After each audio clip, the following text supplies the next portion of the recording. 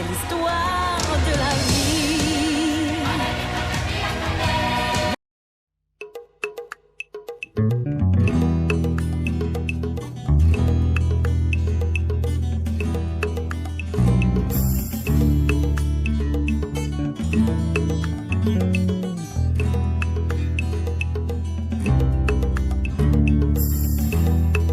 Elle ne s'empêche jamais d'afficher son sourire. Edith Chamala est une femme entrepreneur.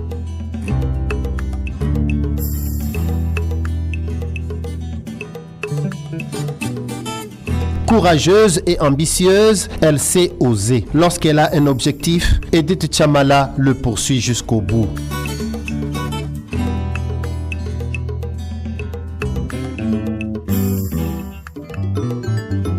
Son parcours scolaire a subi plusieurs entraves. Cela a changé sa façon de voir le monde. À 13 ans, Edith Chamala se voit enceinte et sa vie bascule. Le calvaire subi la motive.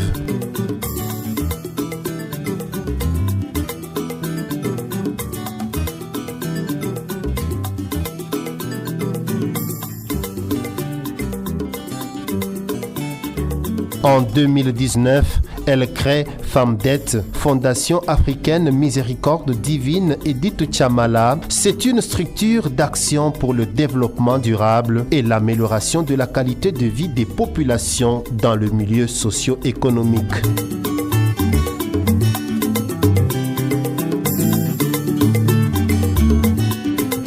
FemDET.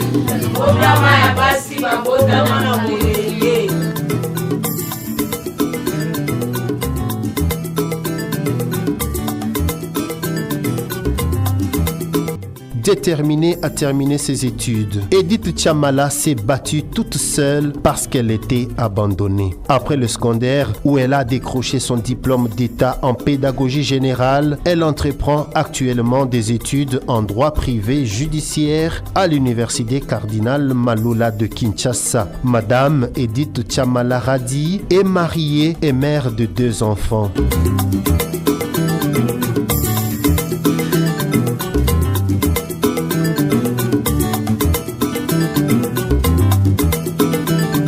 En femme intelligente, elle sait concilier études, foyer et affaires.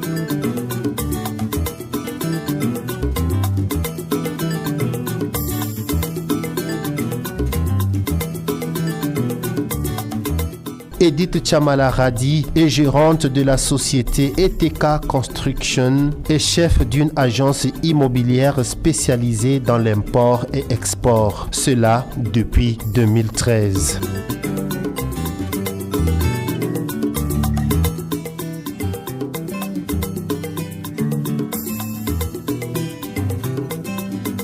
Femme charitable et ouverte, Edith Chamala Radi est la présidente de sa fondation. Cette fondation a pour mission encadrer et accompagner les filles mères mineures, lutter contre les violences sexuelles et basées sur le genre, défendre les droits de personnes vivant avec handicap et aussi assurer leur intégration dans la vie socio-économique et communautaire.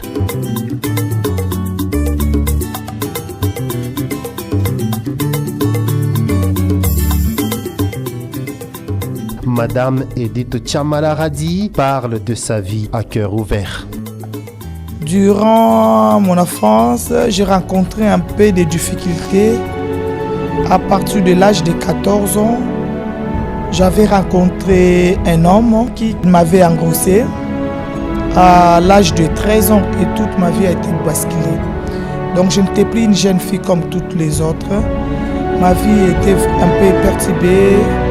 Mes études et tout, j'ai été rejetée partout à l'école. À l'époque, à l'école catholique, on n'acceptait pas de filles mères.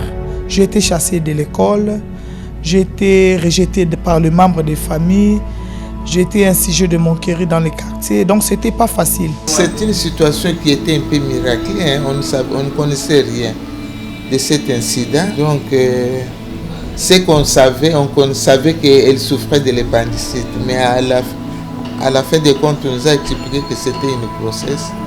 Bien, au point de vue logique, ça troublait un peu la famille, parce que là, ses sœurs aînées qui n'avaient pas encore mis au monde, qui n'étaient pas encore mariées, et une petite fille comme ça. Mais à la fin des comptes, nous avons accepté la situation comme parents. Je suis d'une famille chrétienne et à l'époque, chez nous, les Balouba, l'enfant, on devait se marier vierge. Et mes parents, j'avais vraiment fait la honte de ma famille. C'était ridicule pour ma mère, surtout c'est une directrice de l'école de la place. C'était vraiment, c'était pas facile et ça m'avait perturbé. À mon âge, déjà à l'âge de 14 ans, j'avais un enfant et je ne savais pas où commencer. Avec un enfant, moi-même j'étais d'abord un enfant, ça avait un peu perturbé ma vie, quoi.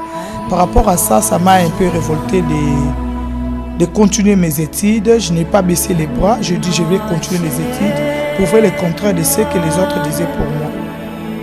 C'était une fille qui était très touchée, mais après elle s'est révoltée. Elle est devenue courageuse suite à notre attitude envers elle. Elle a mis au monde vers le mois de décembre, au mois de janvier. Elle a insisté à ce qu'elle puisse reprendre l'école. Je n'avais pas baissé les bras, je continuais mes études et même jusqu'à présent, je continue à faire mes études. Même ma famille, mes amis, tout le monde se moquait de moi, je n'avais plus de valeur. Et je me suis bâti moi-même pour me donner des valeurs et je me suis dit que je ne vais pas baisser les bras, je dois continuer mes études.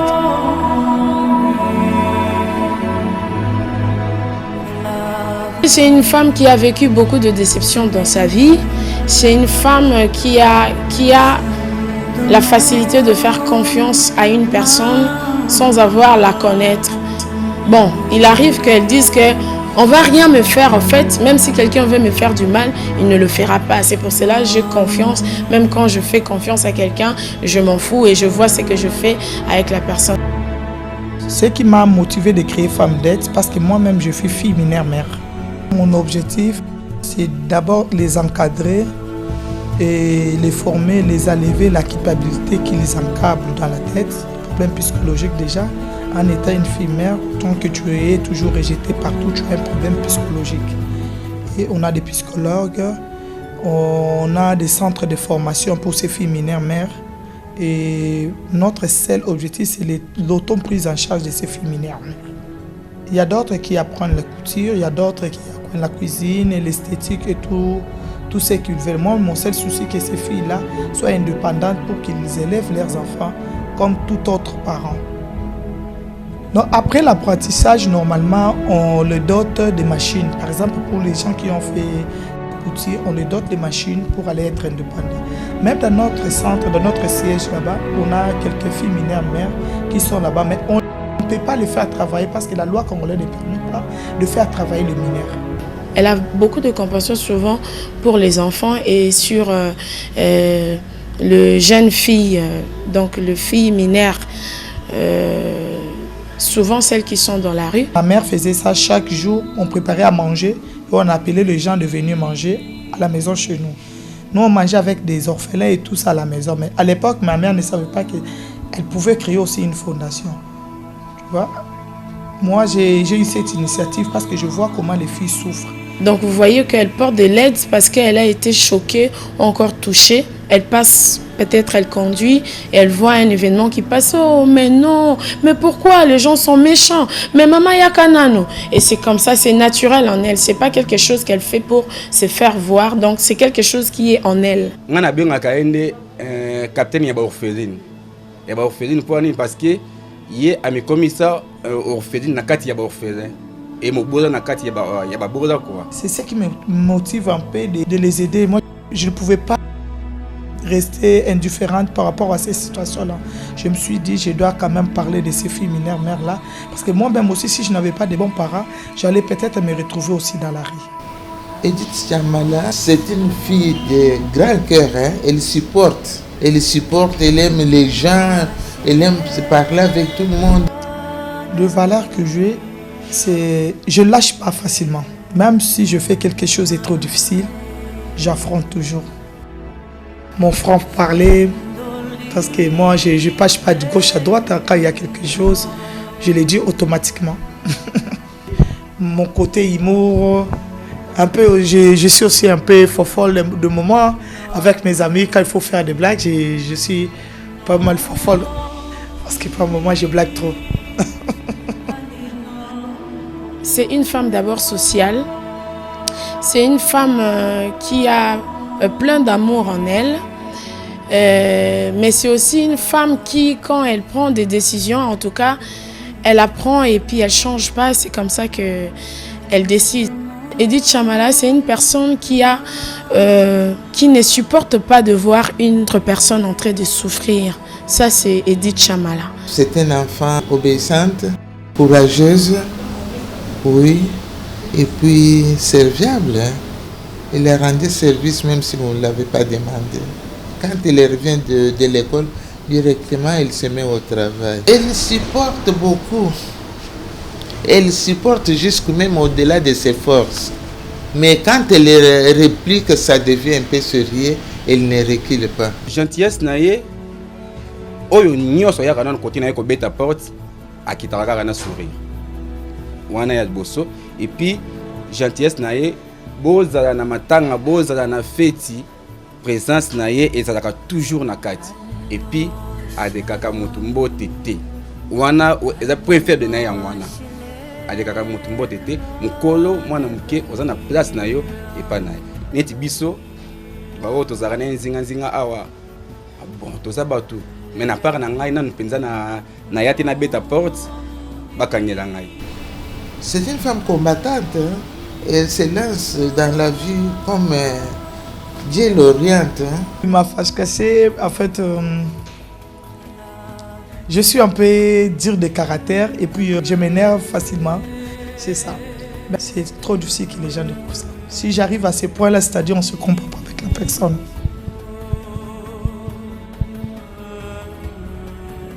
En tout cas, s'il y a quelqu'un qui sait demander pardon ou qui a le don de demander pardon, après cet acte, je peux dire qu'elle peut avoir le trophée de demander pardon ou de supplier quelqu'un quand elle sait qu'elle est fautive. Parfois même, si elle n'est pas fautive, mais pour juste décanter la situation, pour apaiser la situation, pardon, elle cherche à mettre la paix là, elle demande pardon pour que vous reveniez à un bon état. Elle peut se fâcher, vous ne le saurez pas. Quand elle se fâche, elle ne parle pas. Elle et moi, on sait se maîtriser. Elle sait me maîtriser, je sais la maîtriser. Et moi, je dis que je la maîtrise plus. Je la connais. Je connais ses points faibles. Je sais que si je fais ça, ça va donner ça.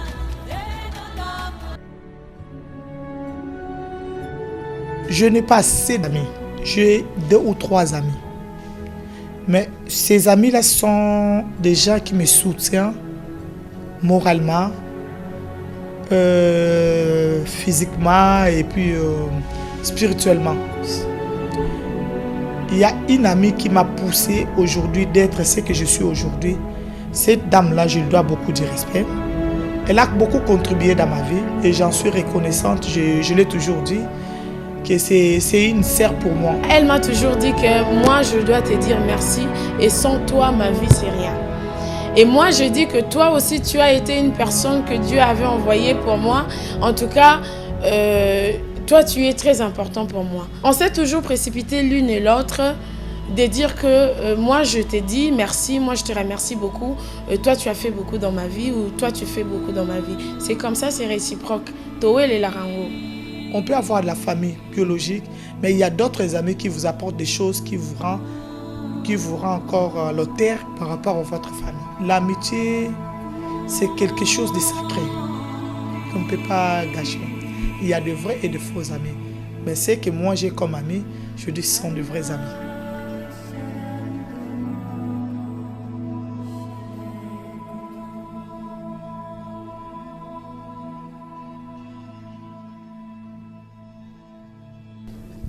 En tout cas, je ne regrette rien. Tout ce qui m'arrive dans ma vie, je sais que c'est la volonté de Dieu. J'affronte la vie comme ça se présente. Je suis reconnaissante à mes parents pour l'encadrement qu'ils ont fait pour moi. Ils m'ont encadré. Si ils n'étaient pas là, je ne sais pas qu'est-ce que j'allais devenir. Mes sœurs, frères qui m'avaient aussi soutenu. Et mon mari qui est toujours là pour moi, qui est toujours derrière moi comme un enfant.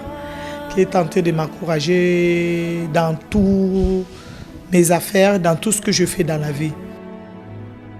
Surtout mon mari, vraiment, je tiens à lui remercier infiniment. En fait, elle est dans moi, je suis dans elle. On a une même vision et puis on marche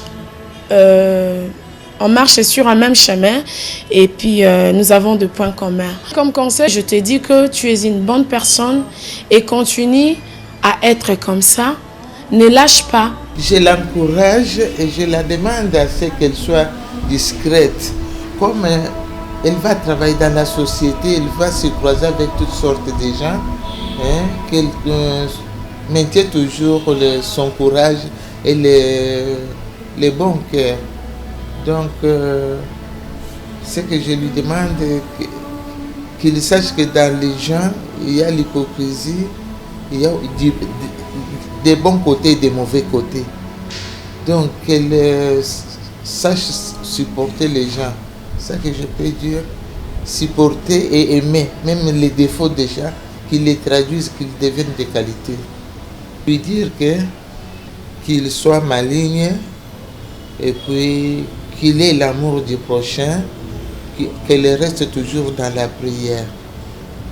Et c'est Dieu qui oriente tout et qui donne tout.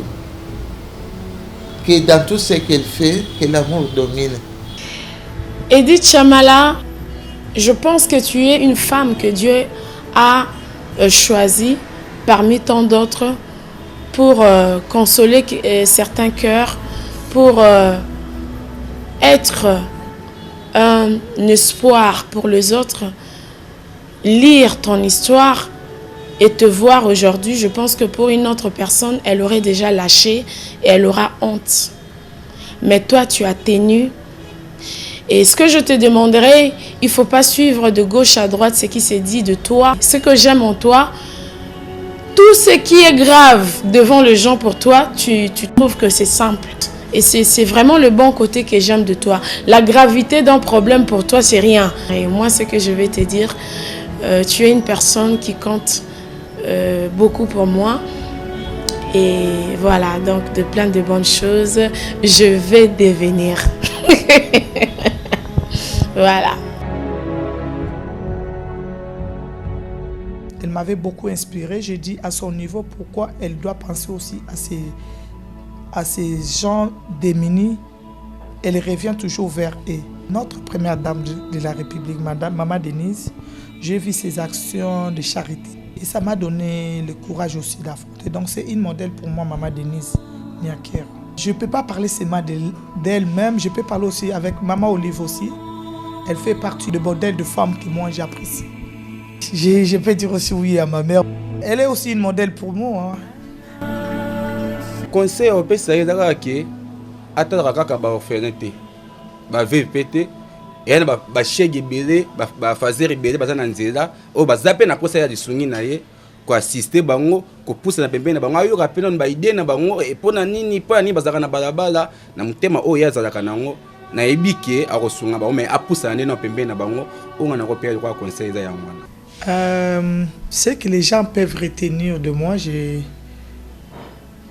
pense que c'est la charité et l'amour que je porte aux autres.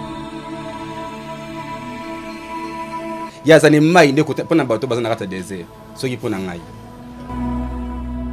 Mes vœux les plus chers, je souhaite que cette fondation aille trop loin, que ces filles mineures-là qui soient encadrées, même pas par moi, que tout le monde ait pitié de ces filles mineures-là, qu'on les aide un peu à évoluer dans la vie. Et je souhaite aussi que ma fondation ne soit pas seulement à Kinshasa, je veux que ça soit dans toutes les provinces de Kinshasa. Parlons de Bakongo, Goma surtout, il y a beaucoup de cas, de ces cas à Goma. Tu vas trouver, il y a des jeunes filles de 12, 13 ans violées et tombées enceintes directement. Et tous ces cas-là, ça affecte. Ça affecte. Il y a beaucoup de cas à Kananga, dans les provinces Kasaï, Équateur, partout. On sait aussi que la fondation est un peu en avant, que ça soit implanté partout, pas seulement à Kinshasa. Ce que je peux conseiller aux jeunes filles qui ne sont pas dans le camp de ces filles mineures mères, de poursuivre leurs études, de voir leur avenir autrement. Ce n'est pas tout le monde qui tombera enceinte à un état mineur qui deviendra ce que je suis aujourd'hui. C'est trop difficile de passer ta jeunesse en étant jeune et avoir un enfant. C'est vraiment trop difficile. Je vous conseille de vous tenir et de voir l'avenir autrement. Pensez votre vie dans vos études, dans d'autres choses. Tu sais que nous les femmes aujourd'hui, avec l'émancipation, on peut faire mieux que les hommes. Donc moi, je peux vous conseiller de vous tenir bien. Et ceux qui sont en train de passer des moments difficiles, je vous dis, la vie n'est pas finie. Vous pouvez faire mieux qu'avant. Courage, tenez-vous bon. Je vais remercier d'abord tous ceux qui nous soutiennent de près et de loin pour notre fondation. La fondation Femmes d'aide, c'est pour tout le monde. Ce n'est pas seulement pour moi. C'est pour tout le monde, les hommes, les femmes, tout le monde. Ceux qui veulent soutenir ces filles mineures mères-là. Notre adresse sur Galerie Pacha, en face de Memling, au 2e niveau. Je dirais seulement merci à Dieu. Parce que je ne mourrai pas maintenant, je mourrai dans des 100 et quelques années. Mais le jour où je mourrai, je dirais merci à Dieu. Parce que je pense qu'il me permettra de terminer tout ce que j'ai comme ambition et mission sur cette terre. Et après cela, je lui dirai merci.